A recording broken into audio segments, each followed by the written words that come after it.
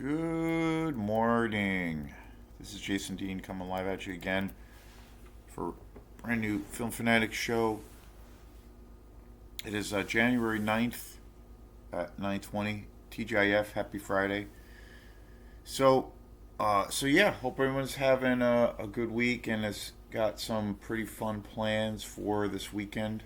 So, uh, you usually, I sometimes like to start the show if I have any kind of new, music things happening coming up. And there's some music things coming up in another week or two.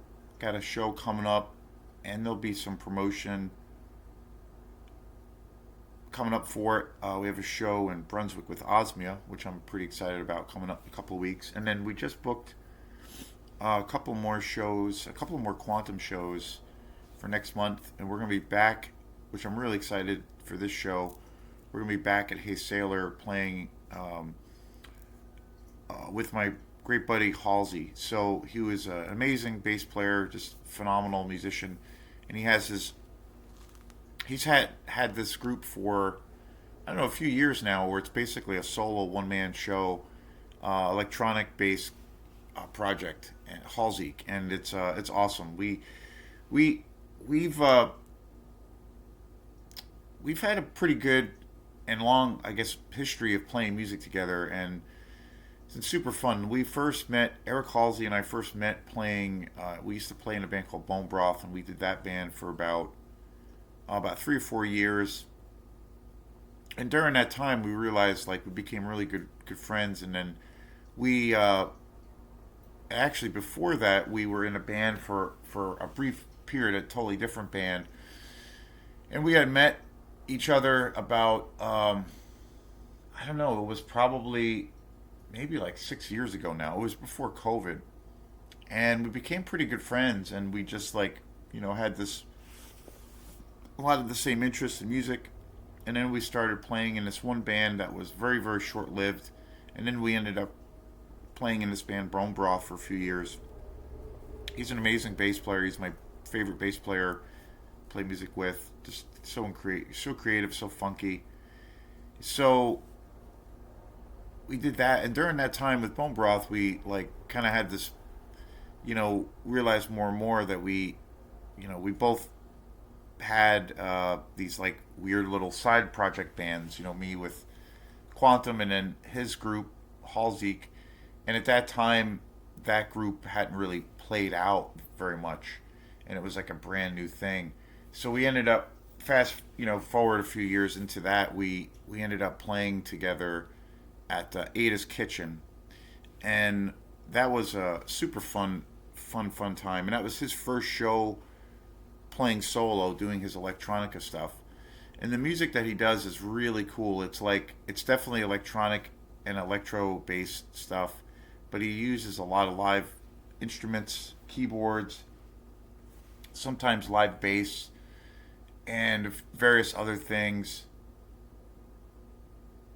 And then we did a couple other shows together where we played also with our friend Ronnie, who was also part of the guitar player in Bone Broth, who also had a strange little side project band called Sonic Wallpaper, which is like ambient kind of improv electro kind of stuff. Really really cool. It's got a big kind of world music flavor, and Ronnie's an amazing guitar player, so he incorporates that and sing and vocals as well.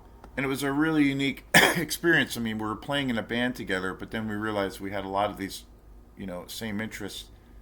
And then also, definitely the biggest thing was realizing, oh wait, we all have these each of us have these odd little electronic side project bands. So we ended up playing a bunch of shows together. Halsey and Ronnie and I ended up playing after Ada's. That one time we played at we did a couple of shows at Hot Hill Tavern.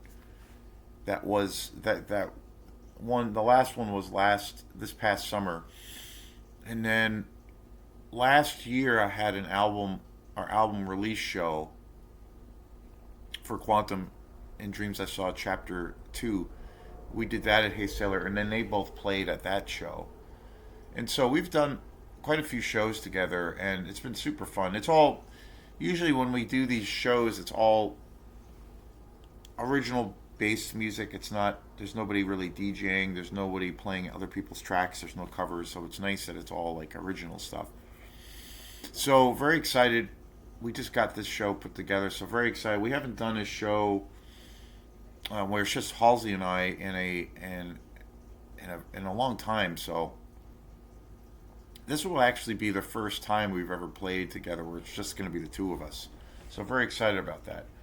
And there'll be a bunch of promotion. And then my friend Ronnie and I are going to be playing also in February. We're going to be doing another show at world famous Opera House Video. And we're going to be doing like a daytime set on a Saturday, which will be part of the ice sculpturing festival in Belfast that they have every year, where they do lots of different artists and stuff gather and do all of these ice sculptures, and it's a big kind of tourist attraction. So we're going to be tied in with that, playing at Opera House Video during the day for that festival. So that will be a lot of fun, and there'll be a bunch of promotion for that coming up. So yeah. And then tonight I'm going with some friends to go see. For me, it's going to be my second time, and then also one of my buddies that's going. My buddy Zafra, who's a great friend and a big time movie fan. We go to a lot of movies together. He's bringing his son, and then we have one or two other people coming, which will be a trip, and it should be a blast. We're gonna go see One Battle After Another again. I saw it in the theater when it came out. Zafra and I both saw it in the theater at the Colonial when it came out earlier this year, and pretty much hands down, that was my top pick for the best movie of 2025. 2025 was a pretty good year for movies, and I'm really excited going into 2026 because there's some cool movies coming out. One movie I'm really excited, and there's a handful of movies I'm really excited about, but one movie I've heard a lot of good things about, which I definitely want to see, is this new horror film called Primate, and it's about this crazed monkey that gets trapped in this mansion with all of these teenagers or young people, and kills them all. So I'm very excited about that, and I've heard it's really good, and the trailer looks pretty awesome. So, and but tonight we're gonna go see it. We saw One Battle After Another at Colonial. Totally blown away by it, and just that that movie is so powerful, and it was such a powerful and also just entertaining experience. Uh, it's the very meaning as to why, or definition, if you will, why the theatrical experience is so vital, is such an important thing. So we're gonna go see it at the Strand, which is an amazing theater in Rockland. Beautiful theater, amazing sound system.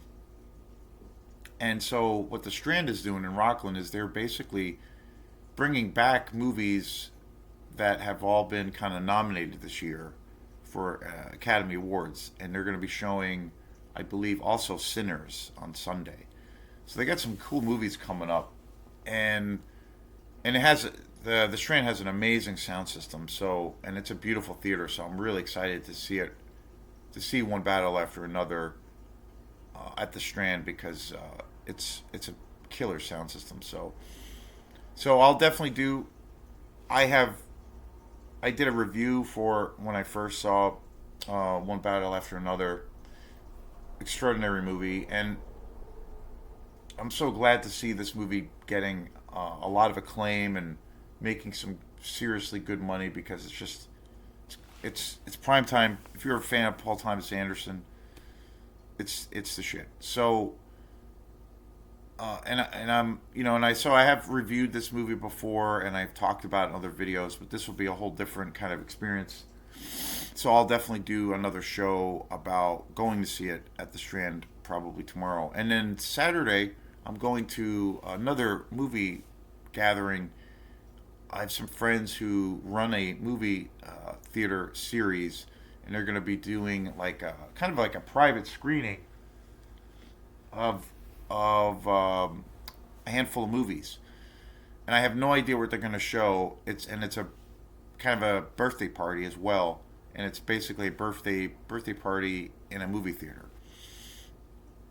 I'm probably not going to go into detail as far as like what theater it is or who the people are involved, just because it is a private gathering. But I'm really excited, and so I'm going to go to that tomorrow, and I think the whole thing kicks off at like 5 o'clock, and I have no idea what movies they're going to be showing, and I'm kind of excited because they have amazing taste in films, so I will do some reviews on whatever we end up watching. Probably Saturday, I mean probably Sunday, and also Monday. So a lot of cool movie shit coming up and going on this weekend, so I'm pretty excited. So today's show is on a movie that I've been hearing about for so long, and I finally got a chance to see it, and I watched it last night. And it's kind of funny because it does cancel out on some of the things that I do say about say streaming or what have you, because generally I'm a physical media guy through and through, but there has been times and situations of where like I'm looking for a movie or I keep hearing about a movie over and over again that is hard to find or what have you. And there's been a few situations or circumstances where I will like bite the bullet and do what I can and find it online to watch the film. And for the most part, when that's happened, it's it's not very good because the the quality's not very good. The sound's not very good. It's and I'm watching it through a basically a computer screen. But when that it but it's happened a few times because I keep hearing about a movie. One of the biggest ones was Lake Mongo, which is an Australian horror film that is just a masterpiece. I kept hearing about that movie and then ended up finding it online and I ended up watching it, and I was just blown away by it. Then I got a Blu-ray. I ordered it on Blu-ray. Now I own a really beautiful edition. And then the quality of it or watching it was okay, but there were commercials, so it was very annoying. And then another movie that I watched recently, Silent Night. I think it's called Silent Night, Deadly Night. It's a old slasher horror Christmas movie that came out before Black Christmas, and it is an amazing movie. And I watched a video. I found it was basically a watch along that I found on YouTube, and there was a really beautiful edition of this movie from the early '70s. Really great. And I heard that this was the only version. Like it's not available in physical media, and so I decided, well, fuck it, I'll watch it, and I was blown away. It's an amazing film, and I did a show on that. So there's cases of where that happens, you know,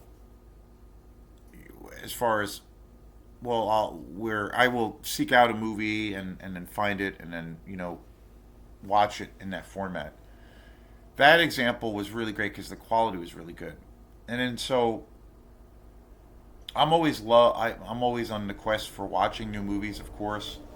And so just randomly, I think it was yesterday. I don't know how it came up, but just randomly I came across this YouTube channel called the Film Crypt. And I was looking at the movies that were listed, and some of the movies look absolutely incredible, like total old school 70s, 80s slasher horror exploitation movies and super uber low budget movies. And I'm like, this is my jam. And so, a movie I've been wanting to watch for the longest time because I heard that this movie is like arguably, or a lot of people are calling it the pretty much the first slasher movie ever made. And and it's also by one of the greatest directors around. I couldn't. I have never seen it, one of the things that I heard the most about this movie was that it basically Sean Cunningham, when he directed and kicked off the Friday 13th series, he basically stole so many things from this particular movie, like even in like these detailed kills. And I was like, okay, I got to see it. So I came across this channel and I found this movie, and that movie is Mario Bava's Bay of Blood. And they have a really great version of that movie on this channel. And it is the Film Crypt. It's an awesome channel, like because all of the videos, there's full length movies on this channel, all uncut for free and unedited, and there's no commercials. And the quality of the video and audio is actually really good. I was like kind of impressed. No commercials. There's no edit. There's no editing. So I was super excited. So I was like, "Fuck it! I'm gonna start watching some of these movies because these movies look incredible, and the quality was is pretty good." I was impressed because a lot of the times the quality is not very good, especially if you go on YouTube and the streaming platforms. Obviously, that's a thing. But I was like, okay, I'm gonna watch this movie, and I was completely blown away by Mario Bava's Bay of Blood. It's an extraordinary movie,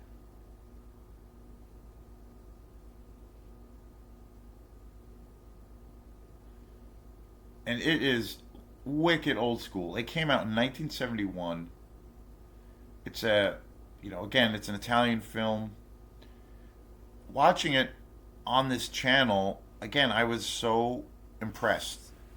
I thoroughly enjoyed this movie, and I felt like, well, after I watched it, I loved it so much. I was like, okay, this movie is so important, so influential, and a movie that is kind of has been ripped off to a degree, and it is it's a masterpiece. And Mario Bava, of course, one of the Italian directors who was just such a innovative, such a ahead of his time director. So many movies to his to his credit in his long career. I mean, he did all kinds of great science fiction exploitation movies, action exploitation movies, a lot of horror exploitation movies, slasher movies.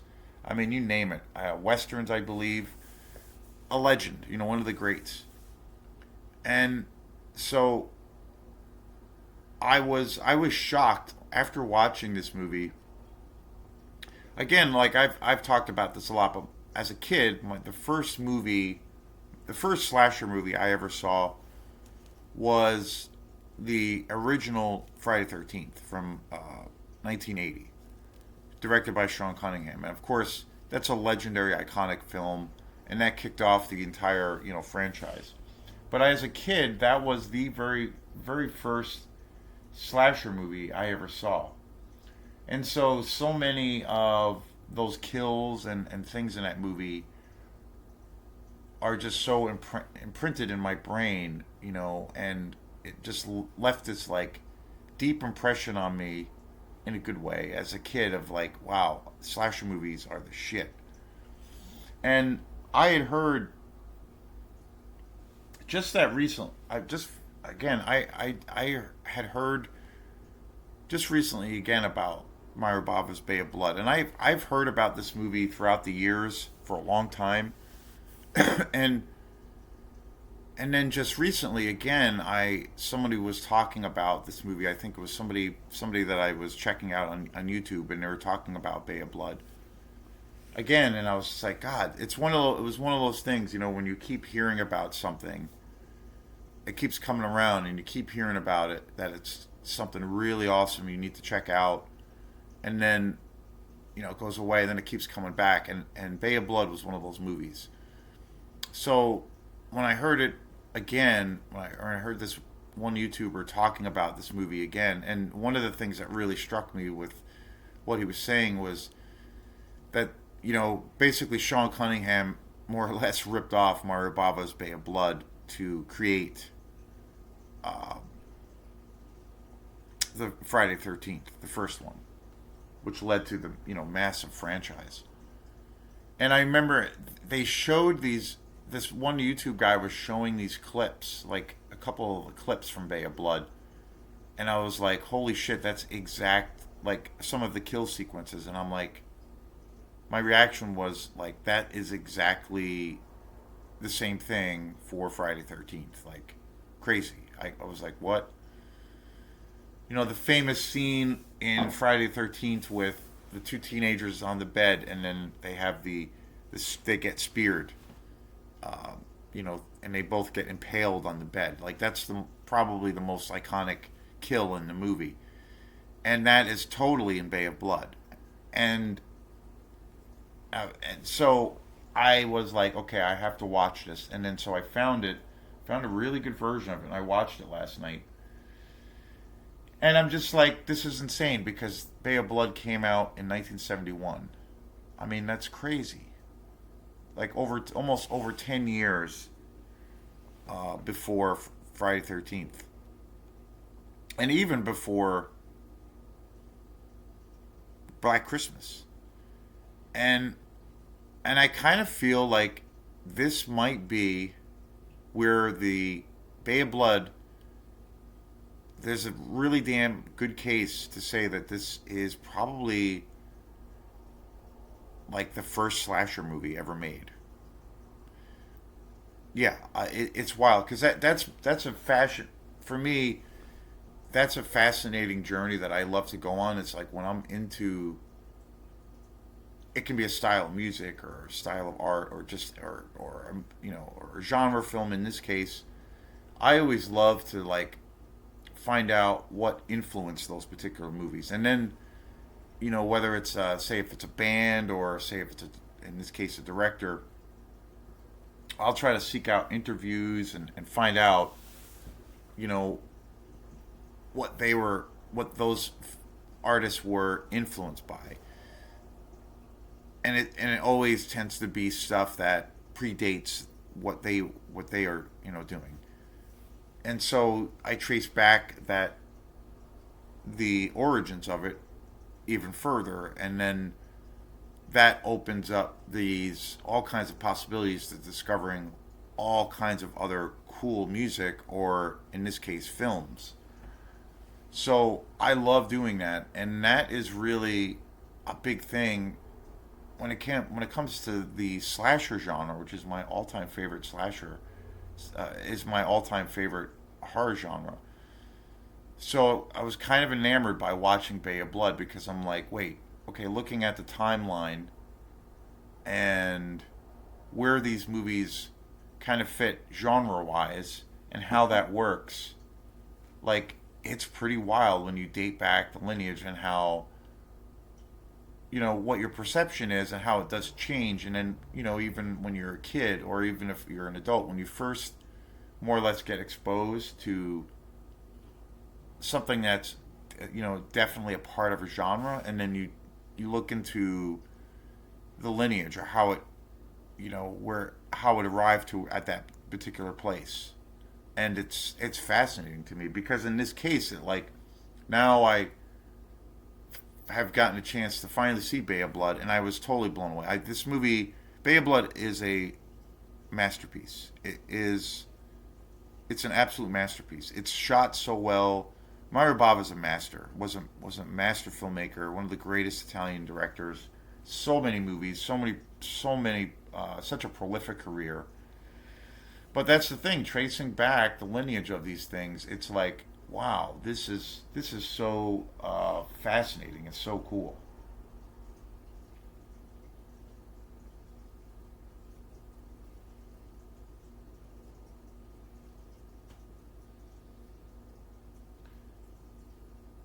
And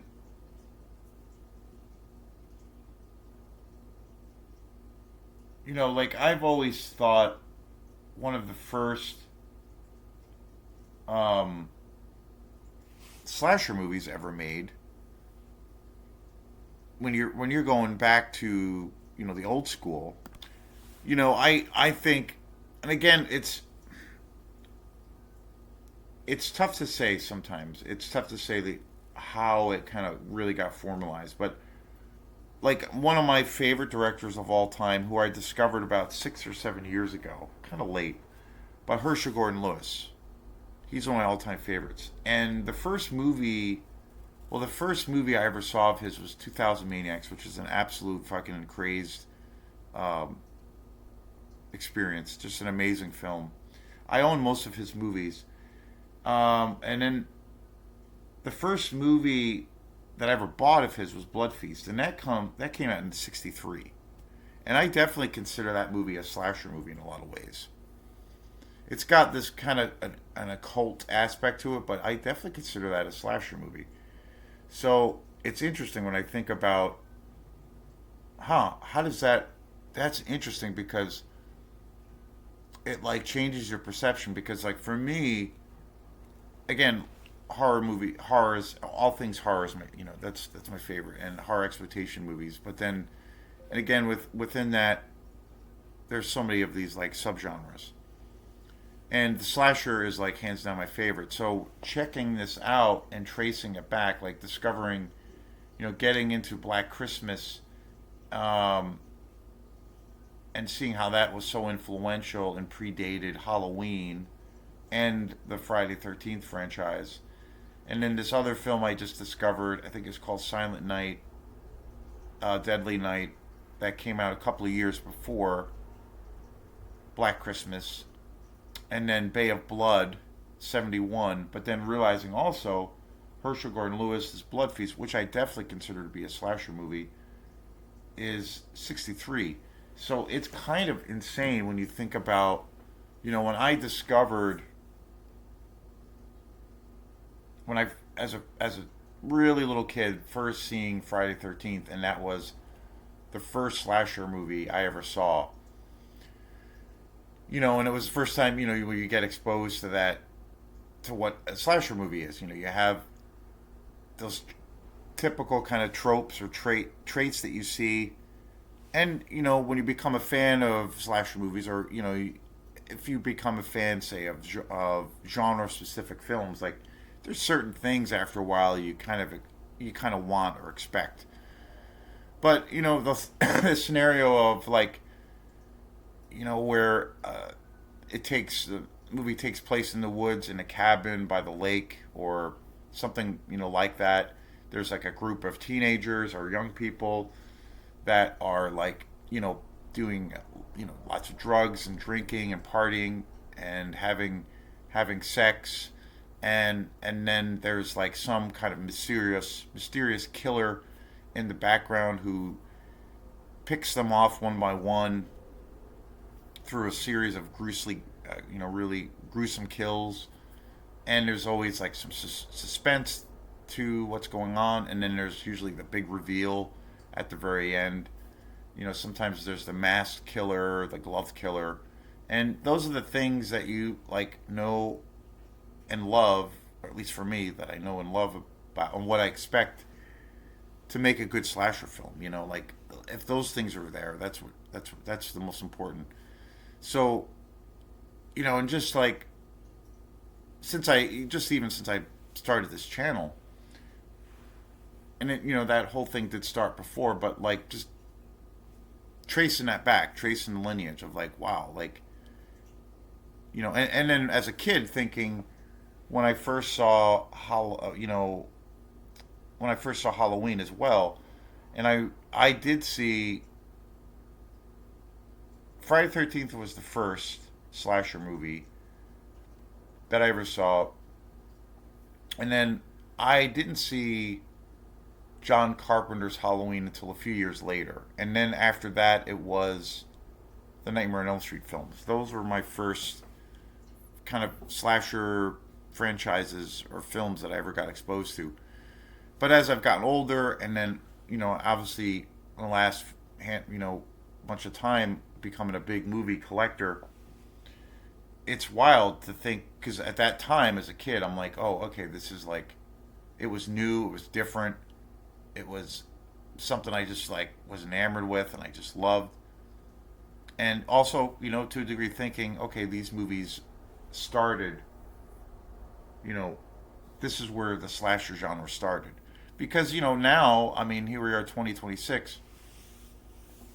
In some ways, horror movies are now bigger than ever, So, and slasher movies are still being made.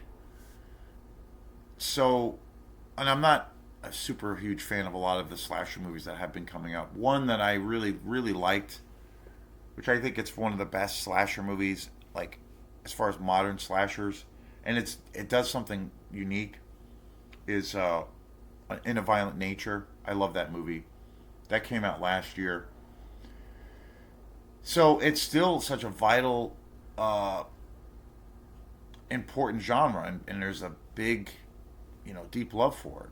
And so, tracing back the lineage and seeing how far this beloved genre goes back is wild. It really is. Like it's super wild. Even when it comes to the gore factor, again with those first few movies that I saw as a kid, Friday 13th first, then Halloween, and then the Nightmare on Elm Street films. Those are also my first movies that I ever saw with lots of gore and practical effects. So that was a whole new thing as a kid. And even tracing that back now to where the introduction, also my introduction to the great effects guy Tom Savini, a legend. So that was a big thing. And also feeling that, wow, okay, this is where it started. But then you trace it back to where did on-screen kills come from, or practical effects, the use of just gore. Tracing that back too, where then moving on and discovering the Italian directors, Lucio Fulci, and in this case Mario Bava, Bruno Mattei. I mean, so many, Dario Argento, and then getting into that stuff and falling in love with it, and seeing that those movies by quite a few years predated those American slasher movies, and those directors used copious amounts of practical effects, and I'm like, oh wait, that was a thing before Friday the 13th, and then tracing back the lineage even further and discovering Herschel Gordon Lewis, where I'm like, wait, Herschel Gordon Lewis was using that was using practical effects and kills and copious amounts of gore before even the Italians. So it's wild, and then doing it with the slasher genre, it's I love that. It's so interesting to me. And in this case, Bay of Blood, I could not believe how much you could make the case, that Sean Cunningham, when he wrote and was conceiving and ended up directing the very first Friday 13th film, which is one of the most popular, one of the most iconic films. Friday 13th franchise is my favorite franchise of all time. Not only horror or slasher, not only in the horror slasher franchise, but just horror movies in general. That's my favorite genre and my favorite franchise. But I will say, and I started to feel this way really strongly, and then it did change, and I'm like, no, it's not. It is in a lot of ways significantly different.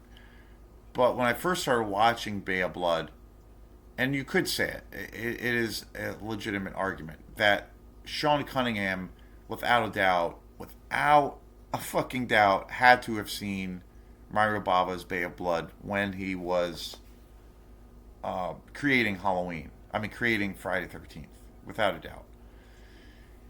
And Sean Cunningham has, in a lot of interviews over the decades, he's talked about you know, how he came up with the concept and everything around Friday the 13th.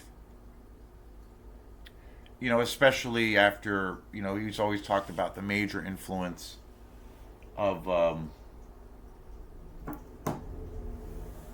they basically wanted to kind of copy Halloween because Halloween came out, a couple of years before.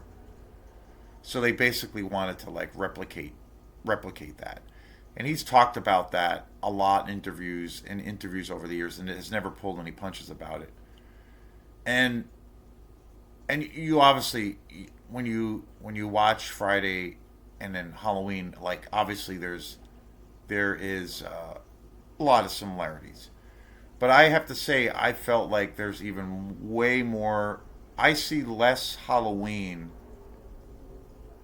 in Friday the 13th, but I see way more Mario Bava's Bay of Blood in Friday the 13th. Because there are whole scenes, even where the location, because it takes place on this like a big lake, on this big body of water, and it's like a summer family home, like a beautiful retreat on the water. I mean, the location, everything, but especially the thing that was just crazy about watching Bay of Blood was this movie has really amazing kills, like badass. It's so much atmosphere. It's super creepy.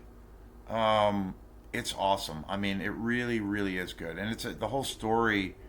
It's about this family who owns this really beautiful property on this lake or water area, and these other people are trying to take over it and turn it into this like they want to like put a bunch of money to buy it and turn it into this very like kind of touristy area, and this family wants to preserve it. So there's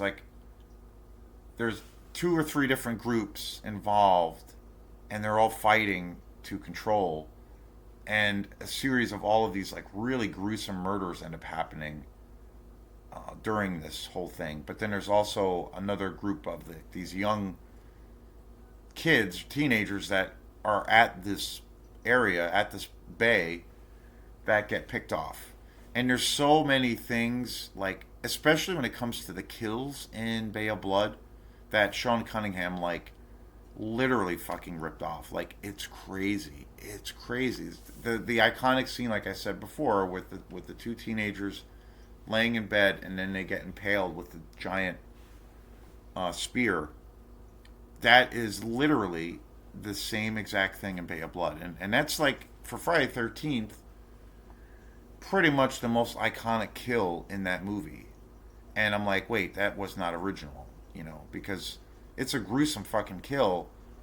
And I always thought, okay, Sean Cunningham conceived that out of his own imagination. It's like, no, he totally took that from Bay of Blood. And it's got a handful of other kills that I'm like, wait, that is. He just totally ripped that off from Mario Bava. Like, crazy, crazy. And I see way more Bay of Blood, Mario Bava influence in Friday 13th than Halloween. Big time, big time. I mean, even in the case of the gore, the violence of Bay of Blood, the I was really surprised on how gruesome Bay of Blood is. It's really gruesome. The kills in it are are amazing.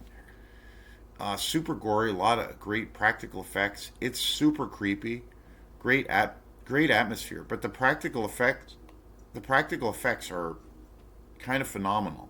But it's very gory, and it's very twisted. And there's a lot of great kind of in camera shots of kills, and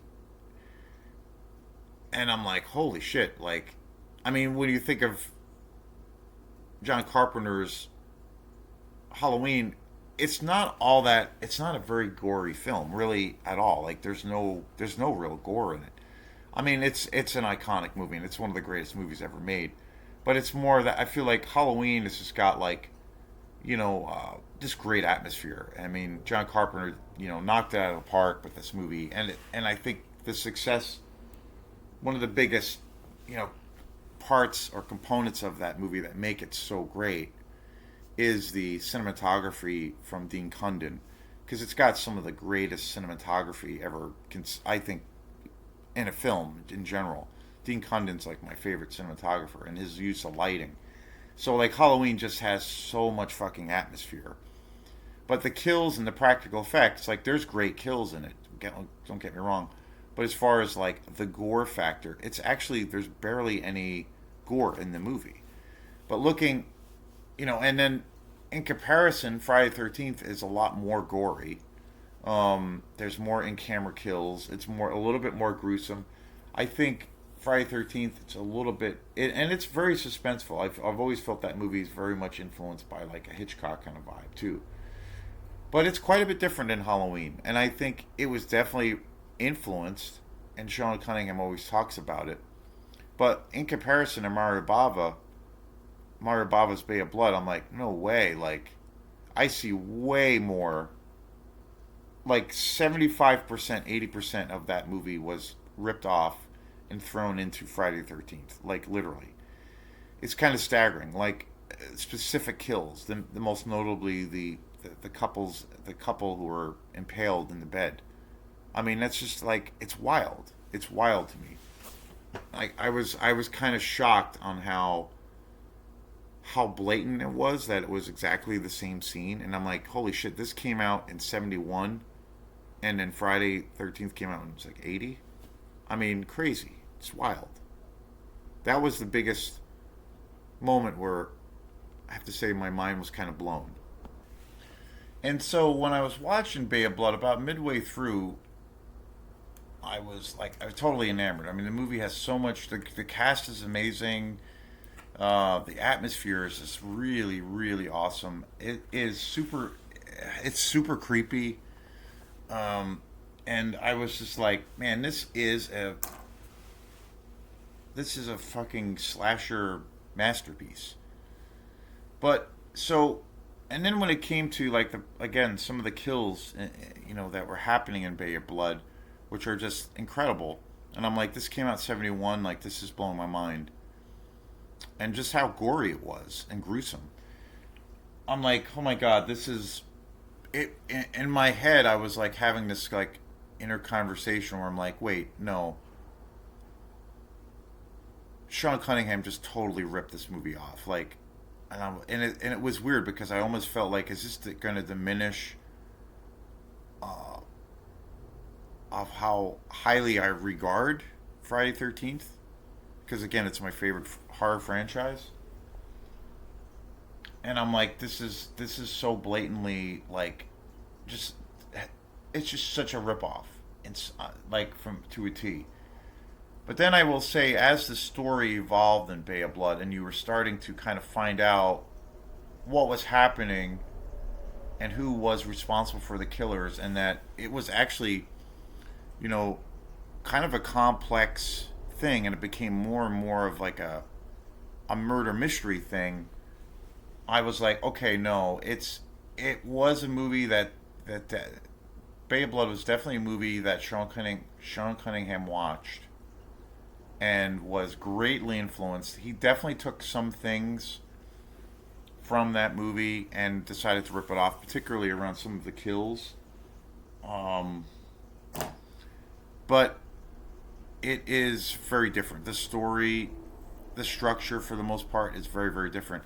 And the reason is Bay of Blood is, I definitely think it's a slasher movie, but I also feel like this movie is totally a giallo movie. It's totally a murder mystery film, and there's all these, interesting plot twists and turns, and just when you feel like you have found out, or that you got to a place in the story where you feel like you know who the killer is or killers, it like does this switch, and there's like this very thriller, big time kind of thriller aspect to the movie, and you realize that there's many more things kind of at play as to like what's happening. And it's definitely it's a full on. It's I'd say it's pretty even to say almost like right down the middle. Where on one hand, Bay of Blood is definitely a giallo film, but then it's also totally a slasher film. Yeah, like it's I don't know, in a weird way I feel like Bay of Blood is like a full on giallo, but then it's also a fully realized slasher film.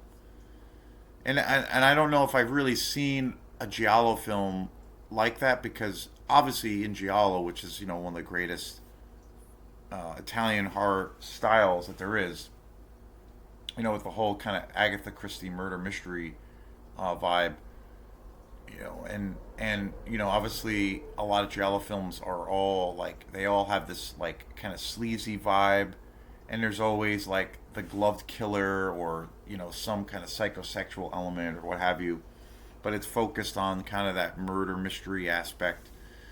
There's always like an investigative thing going on. And it's also very much like a thriller, obviously very influenced by classic, Agatha Christie style, and also influenced by Alfred Hitchcock. So you always have that aspect. Um, but so because of that, I was like, no wait, okay, Sean Cunningham, even though he did rip off some aspects of Pay of Blood, where it was just like, what?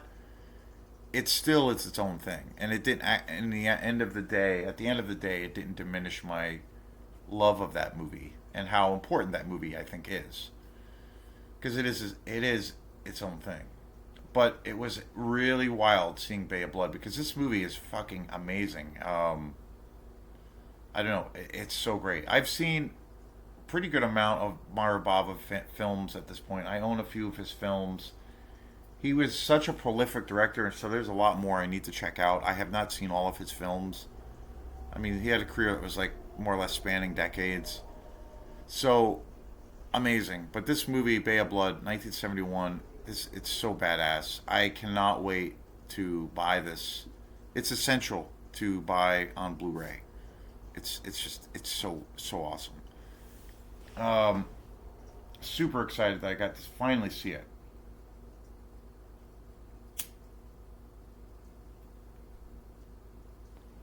And oddly, I'm kind of relieved that I'm not like at a point of where it full on or like fully diminished. Because I love Friday 13th. I mean, again, it's like my favorite, and that it means not only do I think they're just super entertaining movies and fun as hell, but from a nostalgic place, they mean a lot to me because they were the first horror films I ever saw as a kid. So that was like what got me into slash, especially with slasher movies. So I'm kind of glad and oddly relieved that like okay, it's not that.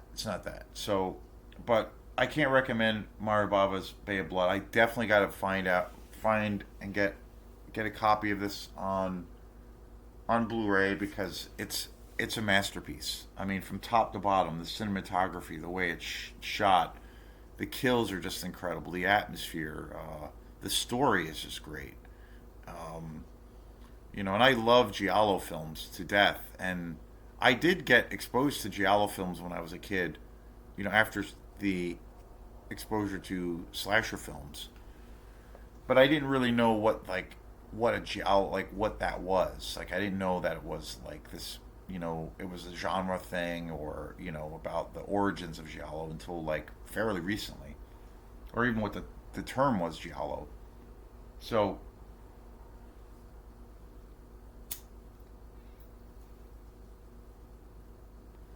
and like I was starting to say, like I have a lot of giallo films, and it's one of my favorite genres, and that's a classic thing is like genre films, especially like directors like another iconic and one of the most important directors, Sergio Martino, who made Torso and so many great giallo films.